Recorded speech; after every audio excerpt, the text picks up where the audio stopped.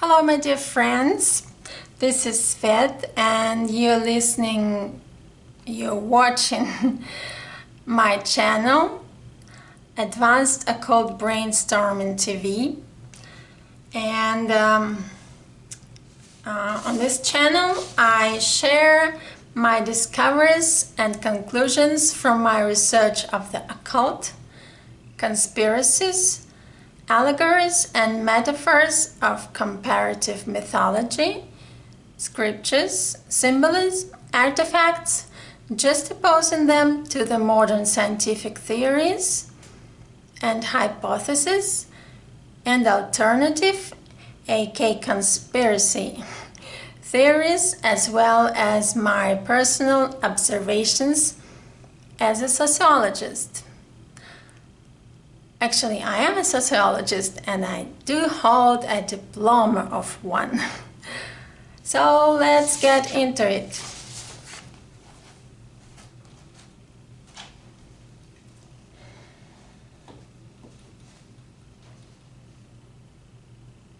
In this video, which is going to be the fourth video on this channel, I'm going to read an article that I wrote some years ago on my Instagram account, for my Instagram account.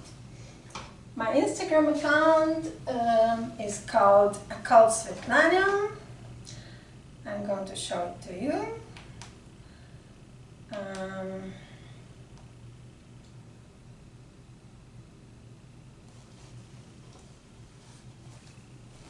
Here, Occult Svetlana.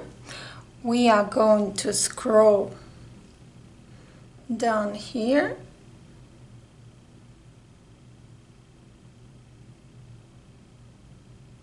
Here, this article. Who are they?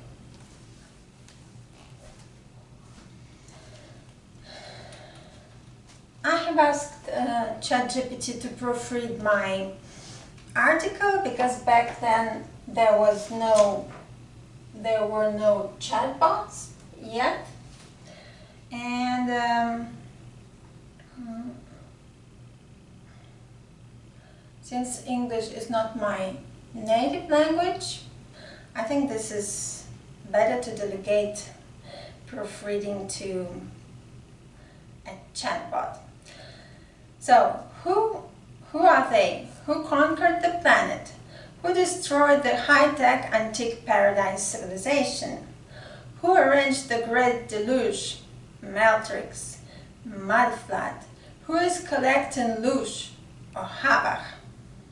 The Adversary. From the perspective of the allegories and metaphors of myths, scriptures, and occult symbolism. From the standpoint of the mental universe theory, to which all allegories and metaphors of myths, scriptures, and occult symbolism ultimately lead, our reality is a platform for working out and selection of universal principles, where each individual represents a unique combination of those principles. Within this framework, those players thrive whose combinations of principles prove the most viable. Throughout the game, each of us, the players, have the opportunity to strengthen or diminish particular principles within ourselves. These universal principles form the player's structure, depicted symbolically in the astrological circle and the Kabbalistic tree of Sephiroth. They project into reality according to that structure. The universal principles project into reality according to that structure. By altering the contents of the player's internal combination of principles, we, players, can modify the configuration of celestial bodies, the code of reality, the mind of God. Tikkun Olam can happen. The easiest way to grasp this is to view reality as a game, a platform that plays against each of us, the players, and as a mirror that reflects back the universal principles already contained within the player's mind. Scenarios manifest according to the platform's protocol of principle selection, represented by the astrological circle or the tree of Sephiroth.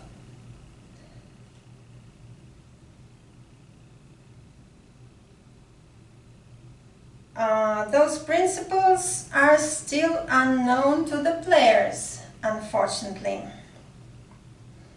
The indicator of the players not understanding certain scenarios or principles is their emotional reaction to them, the scenarios. Absence of reaction signals that the player has mastered the principle and understood the scenario. From this view, each of the players may function as a non-player character, NPC, to one another, behaving in fixed ways until the player comprehends the scenario and masters the associated principle. This is possible due to the infinite nature of the singularity. The platform possesses an endless number of configurations, sufficient for every possible combination of its principles, the qualities of the primordial mind, the original natural intelligence.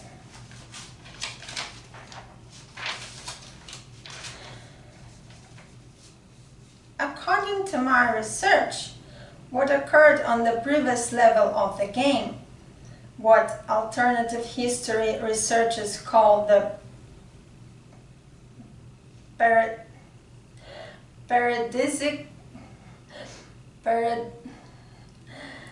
Paradise Antique civilization, was a hypertrophy of ego among its participants, what could be called God's error.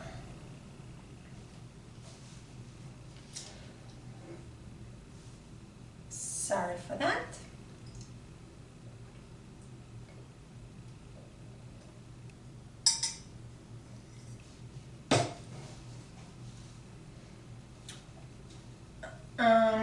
This led to a dimensional downshift expressed as a change in the physics of matter, perceived by us as the Great Deluge, or Meltrix, or Mudflood, a catastrophic event.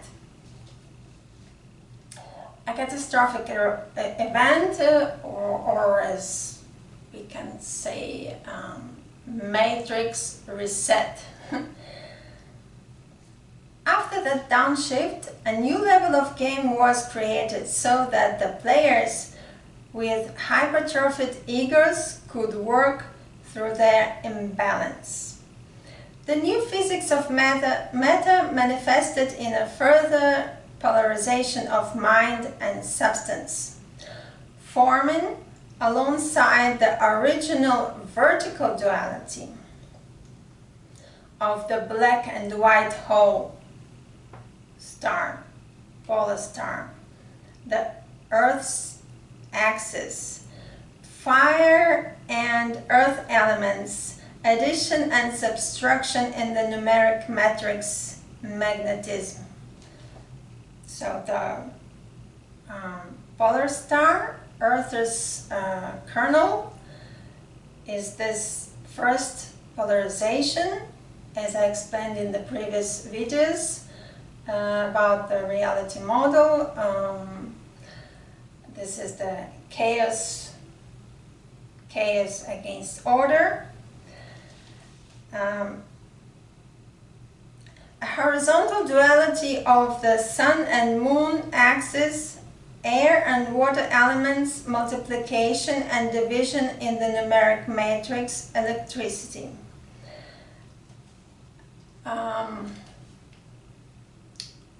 Horizontal layer, sun and moon, and electricity, and vertical layer, once again, vertical line, Polaris, Earth's kernel, the black-white hole, chaos against order, magnetism. This polarization is magnetism. After the matrix reset, that is identified by researchers as the Great Deluge or the Meltrix or the Mudflood or some plasma event, there emerged the next axis of polarization, the sun and moon axis, good against evil, electric discharge.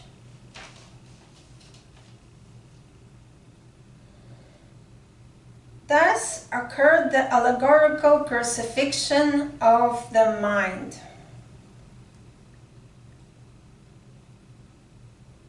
The structure of reality, shattering of vessels, or emergence of asteroid belt.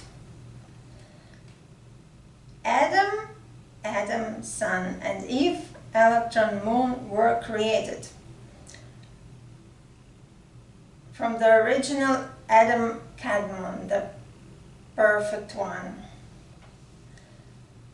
From the perspective of the illusion of time, the past is merely a subliminal suggestion or illusion. It never actually happened, yet we are conditioned to seek causes for the present state. In this search, the ego creates images of villains, those who destroyed paradise, devastated the earth with high-tech weapons, and now secretly rule as masters, exploiting human resources. Because our collective thought process is the process of material manifestation, such wicked entities may indeed exist in this very moment. They are products of our own ego, the thinking mechanism itself. Our interaction with these creations is perceptible through indirect signs, evidence of their activity fluctuating with the state of our minds.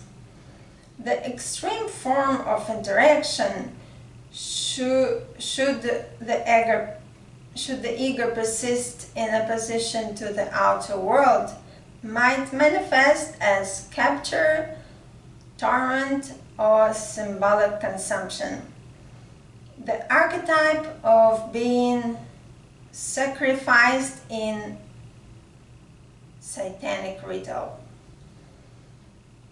Once the ego is transcended, the thought process mastered, they or it, there are a lot of movies called it, them, they, all of these are archetypes of those villains that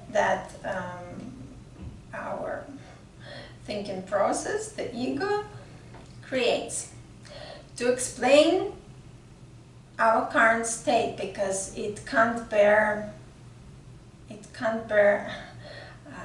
that there is no cause for what he or she, the ego, is experiencing.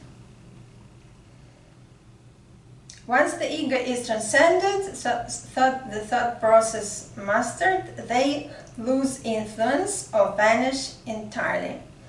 Considering the game as designed for a single player, it operates as a coherent whole. Therefore, transcending your personal ego may already suffice. Collective transcendence might not be required.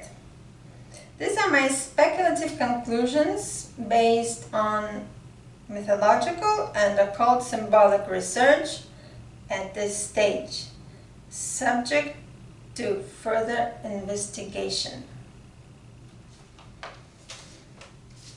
Well, I hope you liked this one, and there will be some comments about on this article in the next video, as well as the timeline of how the reset happened. I have already prepared it, and well, see you next time. Bye bye.